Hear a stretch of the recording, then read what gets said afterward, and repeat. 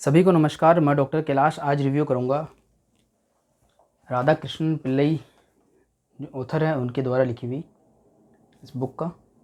इसका टाइटल है Chanakya in the classroom, life lessons for students. तो क्या है ये चीज़, देख लेते हैं किस तरीके का मैटर है इसमें। तो राधा कृष्णन पिल्लई जो ऑथर हैं वो चाणक्य पे उन्होंने काफ़ी काम कर रखा है। काफ़ी सारी बुक्स लिखी है उन्होंने चाणक्य पे, शायद कहीं मेंशन होगा इसमें, प्रीफेस वगैरह में कहीं मेंशन होगा। ये देखिए, नहीं सॉरी, ये तो उनके रिकमेंडेड बुक्स हैं, कहीं लिखा हुआ मेंशन में देखा था, कहाँ गया वो। खैर काफ़ी सारी बुक्स लिखी हैं, मतलब चाणक्य पे उन्होंने काफ़ी डीप स्टडी की है, पीएचडी वगैरह करी है और उन्होंने उस पर काफ़ी बुक्स लिखी हैं। तो चाणक्य नीति में से, या जो अर्थशास्त्र भाई चाणक्य था उसमें से उन्होंने स्टूडेंट्स के लिए क्या क्या लेसन्स है उनको अलग किया है इसमें। काफ़ी छोटी सी बुक है, बड़ी जल्दी फिनिश हो गई थी ये देखिए शानदार तरीके से इसमें टेक्स्ट जो इसके अंदर क्या क्या मिलने वाला है उसको रिप्रेजेंट करता है। तो ये देख लेते हैं कंटेंट क्या क्या है इसके। कंटेंट की बात करें तो इसमें देखिए 7 चैप्टर्स देखने को मिलते हैं। Thinking like Chanakya can make you best student in the class. Second है preparing the time table. Third है importance of self study as told by Chanakya. Fourth है नेवर स्टॉप लर्निंग। फिफ्थ है the dos and don'ts for students. Six है life versus exams and seventh है Chanakya extra class. तो देखते हैं किस तरीके से इसको प्रेजेंट किया गया। ये प्रीफेस है उनके द्वारा लिखा हुआ।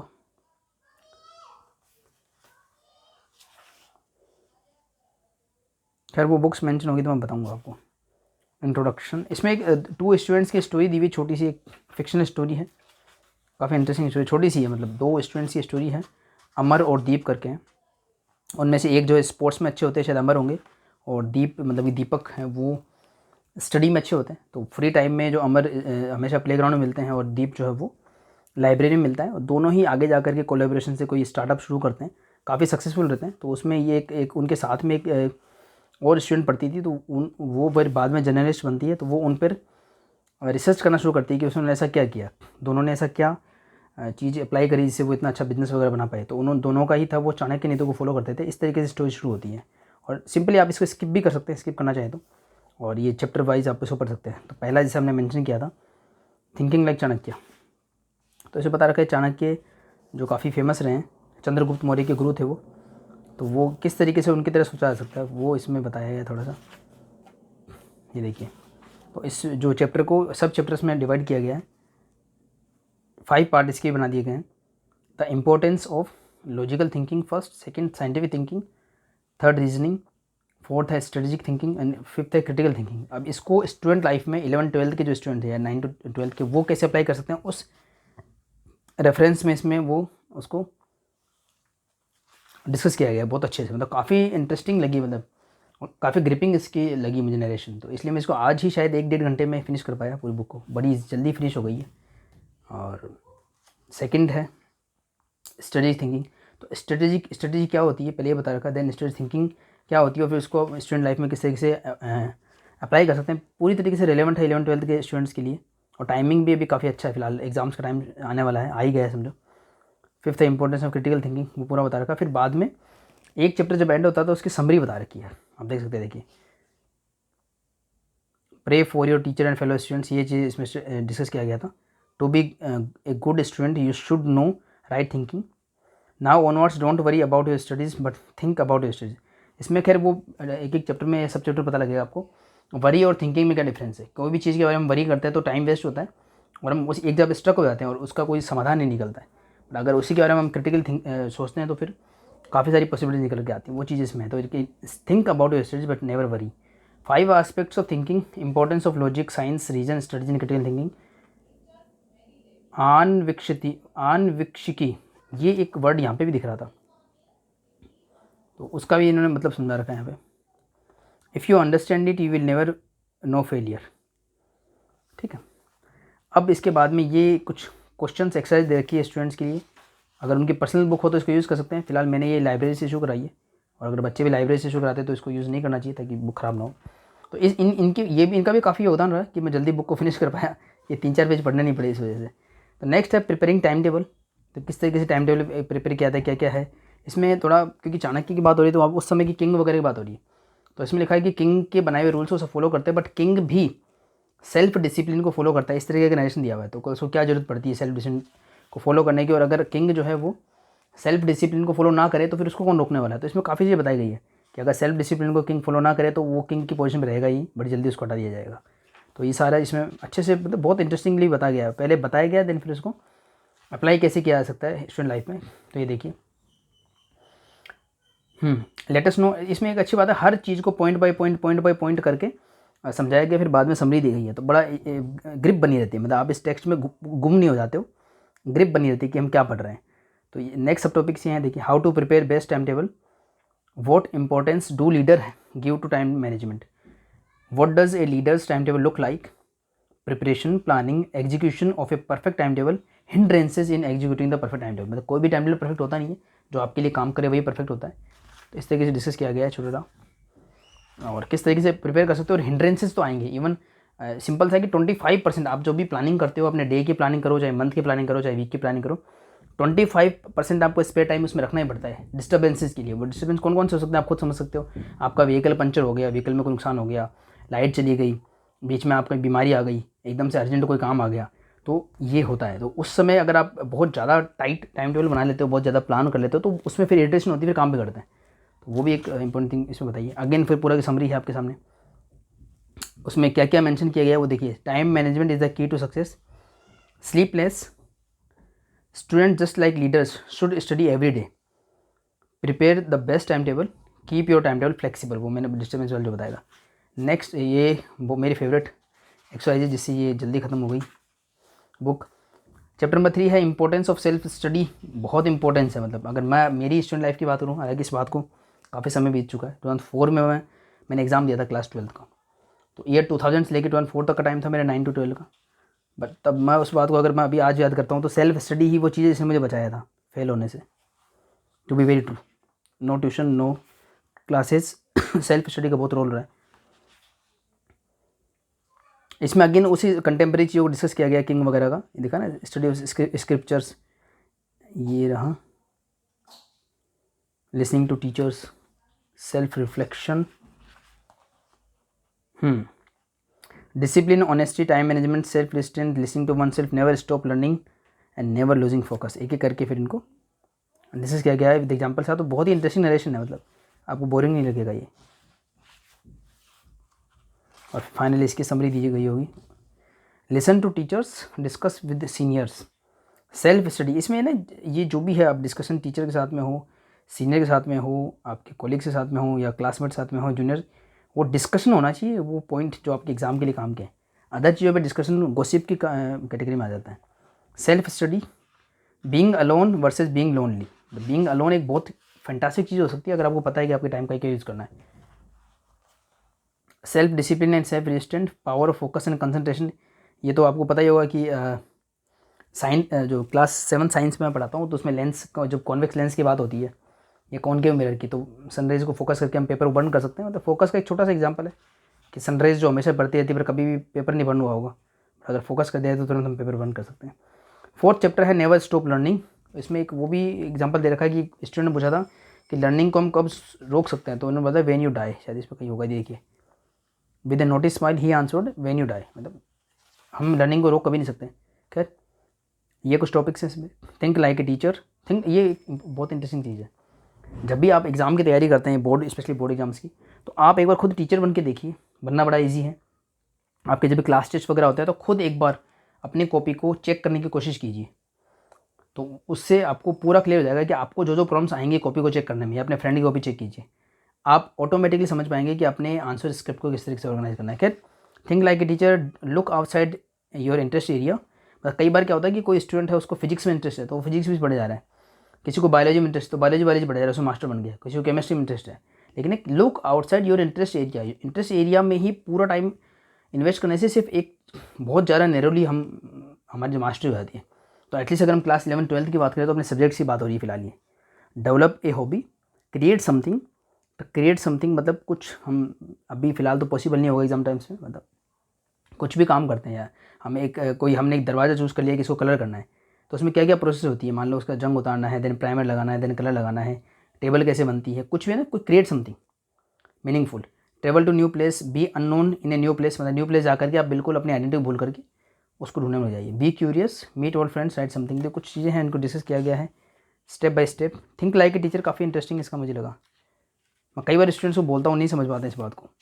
टॉपर्स की कॉपी भी आजकल तो जो अच्छे अच्छे क्वेश्चन बैंक वगैरह आते हैं तो उसमें टॉपर की कॉपी भी शेयर होती है ताकि हम समझ पाएँ कि आंसर किस तरीके से करना है। बहुत दुख की बात है ये, क्लास 12 तक आते थे स्टूडेंट्स भी नहीं समझ पाते कि एक एग्ज़ाम की कॉपी को आंसर कैसे करना है और एग्ज़ाम टाइम में या इवन जो एग्जामिनेशन हॉल होता है वहाँ पे बिहेव कैसे करना है, कि इसके लिए भी सेपरेट वीडियो बनाने की आवश्यकता है। मतलब नहीं सीख पाते हैं, टू बी वेरी फ्रैंक, कि उनको ये नहीं पता होता कि एग्ज़ाम टाइम पे सीधा जाके अपनी कॉपी में काम करना होता है, आपस में डिस्कशन नहीं करना होता। कई चीज़ें होती है जो उनको पता ही नहीं होता, मतलब काफ़ी कैजुअल ले लेते हैं उन चीज़ों को। राज विद्या इति प्रमा विद्या, लीडर्स आर लर्नर्स, विद्या सन योगा, think like a teacher, try different techniques for developing your learning skills. खैर बहुत अच्छे वे में ये तो खाली हेडिंग पढ़ रहा हूँ, बहुत अच्छे वे में इसको डिस्कस किया गया, मतलब बहुत ही ग्रिपिंग लगी मुझे। अगेन मेरे फेवरेट पेज आ चुके हैं, इनको स्किप किया जाएगा, मैं स्किप कर रहा हूँ। अगर आप एज ए स्टूडेंट इस बुक को पढ़ते हैं तो स्किप नहीं करना होगा इनको। The dos and don'ts for students, सबको पता है क्या डूज होते हैं डोंट्स होते हैं, डिस्कस किए गए हैं इसके अंदर। Dos for students, attend all classes, be on time, take notes, revise then and there weekly monthly. Revise ये मेरा फेवरेट है, ये चीज़ बहुत फेवरेट है, काफ़ी सालों से सुना होगा पर बहुत ही इंपॉर्टेंट चीज़ है ये revise. Ask questions but relevant ones, मतलब ये नहीं कि मतलब इसमें ये भी दिखा है कि कम से कम लेक्चर के बाद क्वेश्चन पूछे, वो भी इसमें बताया है कि इररिलेवेंट क्वेश्चंस और कब पूछने हैं, वो टाइमिंग भी बड़ी इंपॉर्टेंट है। क्वेश्चन पूछना जब भी पेरेंट्स या टीचर्स से सिखाते हैं बच्चों को, ये उनके दिमाग में डाल दिया था कि क्वेश्चन पूछना बहुत अच्छी चीज़ है, मतलब पूछना चाहिए, बी क्यूरियस रियली। बट हम ये नहीं सिखाते कि क्या क्वेश्चन पूछना और किस तरीके से पूछना है, किस सब्जेक्ट का कोई चैप्टर चल रहा है तो रेलेवेंट क्वेश्चन, इरेलेवेंट क्वेश्चन है, टाइमिंग, एक क्वेश्चन पूछना भी एक कला है। मतलब खैर आगे चलते हैं। पार्टिसिपेट इन अदर एक्टिविटीज़, ये केंद्रीय विद्यालय में काफ़ी होता है तो इसके लिए चिंता की जरूरत नहीं है, केंद्रीय बहुत होती है एक्टिविटीज़। वॉलंटियर, हेल्प करनी चाहिए और की, help other students, share notes, don't complain, be cheerful, become a teacher, be a part of alumni group. Alumni group मतलब इसको इस तरीके से ले लेते हैं फिलहाल 11th 12th लेवल पे कि एटलीस्ट आप या तो 11th क्लास में कोई लेक्चर ले लें, अगर आप 12th क्लास में हैं तो, या 10th में जाके लेक्चर लेके देखें एक बार। बहुत अच्छी परंपरा थी, टीचर्स डे मनाया जाता था। आजकल काफ़ी ज़्यादा रेस्ट्रिक्शन आ गई हैं, वरना उस समय में बच्चे पढ़ाई करते थे, मे बी वो थोड़ा इसका ग्रेम मिल सकता है। ये मैं बेस्ट तो मैं बोलूँगा आप अपनी क्लास में अपने फ्रेंड को पढ़ाएं, या फिर अगर टीचर से आपके सिलेबस कंप्लीट हो गया, रिवीजन चल रहा है, तो एटलीस्ट को टॉपिक पिक करके उसको एक बार टीच करके देखें, मतलब ईमानदारी से। मतलब टाइम वेस्ट करना है, कुछ भी बोलना है तो वो एक अलग चीज़ है। एक फिक्स टॉपिक लेकर अगर आप सच में उसको पढ़ाना चाहते हैं, 10 मिनट पढ़ाने के लिए आपको बहुत स्टडी करना पड़ेगा, और अगर आप एक बार सक्सेसफुल हो गए उसमें तो वो टॉपिक आपको कभी भी आगे परेशान नहीं करेगा एग्जाम में। बहुत अच्छा टाइम है 11th 12th स्टूडेंट्स के लिए, 12th स्टूडेंट के लिए खास करके। अभी एग्जाम में थोड़ा टाइम मिल गया है, सिलेबस आई होप सबका कंप्लीट होगा, तो ये चीज़ टेक्निक्स अपनानी चाहिए। और ये बुक भी पढ़ी जा सकती है, इतना टाइम वेस्ट नहीं होगा, ये आपकी लाइब्रेरी में अवेलेबल होगी, एटलीस्ट मेरे स्कूल में तो बच्चे भी पढ़ सकते हैं, इसको पढ़ना ही चाहिए। डोंट आस्क क्वेश्चंस, अब वो ये आ गया don'ts. Don't ask questions in the middle of lecture, wait for the right time, do not gossip, बहुत इंपॉर्टेंट चीज़ें हैं, ये ओवरलुक कर देते हैं हम इनको। Never leave the work incomplete, बहुत अब इस उम्र में जब जॉब वगैरह है, काफ़ी टाइम हो गया तो भी ये बहुत इंपॉर्टेंट चीज़ है। डोंट वेट फॉर रिमाइंडर्स, ये बड़ों के लिए भी है, सिर्फ स्टूडेंट नहीं, इसको थोड़ा और एक्सपांड भी किया जा सकता है। समरी पढ़ लेते हैं। No one likes to follow rules, बात तो सही है। Freedom comes with responsibilities, a leader is not beyond rules, कोई कितना भी किसी भी हायरार्की में आप अपर लेयर पे हो पर रूल सबको फॉलो करने पड़ते हैं। इवन जो अपर लेयर में उनको पनिशमेंट भी ज़्यादा मिलनी चाहिए, इसमें भी मेंशन है कि अगर कोई किंग है तो उसको सेम क्राइम के लिए ज़्यादा पनिशमेंट मिलनी चाहिए। अगर हम आगे जो जनता की बात करें, dos for students, don'ts for students summary है। ओके, फिर मेरे फेवरेट पेज आ चुके हैं, चलते हैं आगे। ये मेरे एक मित्र को दी थी पढ़ने के लिए, तो उन्होंने ये मोड रखा है, ये पेज उनको काफ़ी इंटरेस्टिंग लगा होगा शायद इसलिए। खैर, लाइफ वर्सेस एग्जाम्स बहुत अच्छा है भाई, अभी इस वक्त टाइम में ये पढ़ने में ऐसा ना मज़ा आया, मतलब एकदम रेलेवेंट लग रहा है, बहुत अच्छे दिखा रखा है। How to identify your enemy, exams की बात हो रही है। स्मार्ट अप्रोच, ये चिल्ड्रन साइंस कांग्रेस में हम कई बार बताते हैं, मे बी इसमें से लिया गया हो या चाणक्य की नीति में से। Smart approach, specific, measurable, achievable, realistic, time bound, मतलब जब हम साइंस के प्रोजेक्ट्स बनाते हैं या उसमें ये चीज़ें बड़ी आती है। मतलब आप कोई भी चीज़ अगर आप मेज़र कर पाओगे ना तब भी उसको कंट्रोल कर पाओगे। ये एक बहुत गहरी फिलोसफी है। आप अगर अपने वेट को मेजर कर पाओगे तो उसको कंट्रोल कर पाओगे। आपके घर में कुछ भी लगता है आपको जीवन में कि कुछ भी चीज़ें आपके कंट्रोल से बाहर है या आप विलिंगली अनविलिंगली उनको करना चाहते हो नहीं, वो एक सेकेंडरी क्वेश्चन है, लेकिन आपको ऐसा लगता है तो पहले उसको मेजर करो। सीधा सा ट्रिक ये है, जो चीज़ आप मेजर कर पाओगे तब जा करके उसको कुछ बहुत इंपॉर्टेंट चीज़ है वैसे। Measurable, achievable, realistic, time bound, बहुत सच में इंपॉर्टेंट चीज़ है ये काफ़ी। पर ये इसे बोलने से नहीं आता, मतलब रियलाइजेशन से आता है स्टेप बाय स्टेप। मैंने भी एकदम से नहीं, अब मुझे काफ़ी चीज़ें समझ में आ रही है अगर मैं if I am looking back तब समझ आती है। तो ठीक है, स्मार्ट अप्रोच को भी अच्छे से दिखा रखा है, समझा रखा है, डिस्कस किया गया और बहुत इंटरेस्टिंग वे में डिस्कस किया गया है। और ये क्या और क्या टॉपिक्स है, पढ़ लेते हैं इनको भी। How to overcome your desires, ठीक है, समरी पढ़ते हैं, बड़ा मज़ा आता है इसमें। Prepare for the exam for life, you will have to face challenges alone, बहुत ही इंपॉर्टेंट है। ये चीज़ें बड़ी बाद में समझ में आती है बस। Smart goals, overcome your desires, discipline, इसी के साथ ये चैप्टर भी एंड होता है। अगेन फेवरेट पेजेस हैं हमारे सामने और ये काफ़ी इंपॉर्टेंट है। एक्सरसाइज करना काफ़ी इंपॉर्टेंट है, किसी भी नॉलेज को गेन करने से ज़्यादा इंपॉर्टेंट है उसको च्यू करना और इनगल्फ करना और उसको अप्लाई करना। चाणक्य आज एक्स्ट्रा क्लास, तो एक बार इसमें वो इंसिडेंस मेंशन कर रखा है कि दीक्षा पूर्ण हो गई थी बच्चों की, तो भी एक्स्ट्रा क्लास में चाणक्य ने बुलाया और बोला था कि आपकी एग्ज़ाम नहीं होगी। बट ऐसी कोई दीक्षा नहीं होती, इसकी कोई एग्ज़ाम नहीं हो, बस उसका तरीका बदल जाता है। खैर ये देखिए, इसमें क्वेश्चंस दिए हुए हैं जो चाणक्य ने पूछे होंगे और बहुत शानदार क्वेश्चंस हैं। क्वेश्चन जरूर पढ़ने चाहिए, पढ़ लेते हैं। What is the purpose of education, ये हमारे सोचने की बात है। When you do not know the answers to the questions that come in your life, different चीज़ें, व्हाट डू यू डू। ओह बड़े बड़े क्वेश्चन है, आप पॉज करके पढ़ना चाहो तो पढ़ लेना इनको।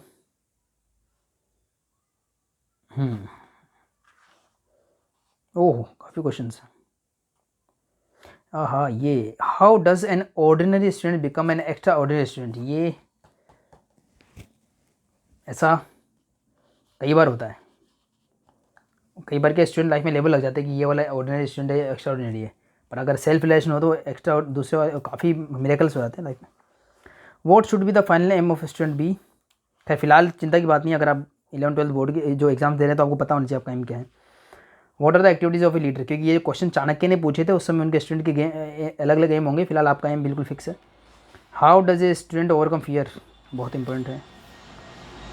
तो काफ़ी रेलेवेंट लगी बुक मुझे अभी फिलहाल। Now you can ask me any question, वो तो चाणक्य ने बोला था। और इससे ज़्यादा ये एक्टिविटी और ख़त्म होती है, लास्ट में हमको क्या मिलता है देख लेते हैं, कंक्लूज़न। हाँ, तो वो जो दीपक वाली स्टोरी थी ना, वो शुरुआत में थी, वो 2 स्टूडेंट्स की, वो आगे आपको फिर आगे इसका कंटिन्यूशन मिलेगा, जो दोनों एंटरप्रेन्योर्स बने गए थे। तो एक फिक्शनल स्टोरी है, थोड़ा सा और इंटरेस्टिंग बनाने के लिए। इस तरीके से आपकी जो है बुक एंड होती है। छोटी सी बुक है, इसमें टोटल पेजेस होंगे 148, पर 148 सारे पेजेस हैं, काफ़ी पेजेस इसमें कम हो जाते हैं। तो इस तरीके से काफ़ी रिलेवेंट और इंटरेस्टिंग बुक लगी मुझे, और ये था मेरी तरफ से इस बुक का रिव्यू। कौन सा पब्लिकेशन है, रूपा पब्लिकेशन की तरफ से आई है। चेतन भगत वगैरह की नॉवल इसी पब्लिकेशन से देखने को मिली हमें। इसका कवर काफ़ी इंटरेस्टिंग लगा मुझे। इसी के साथ मैं इस वीडियो को एंड करता हूँ, मिलते हैं किसी और वीडियो में।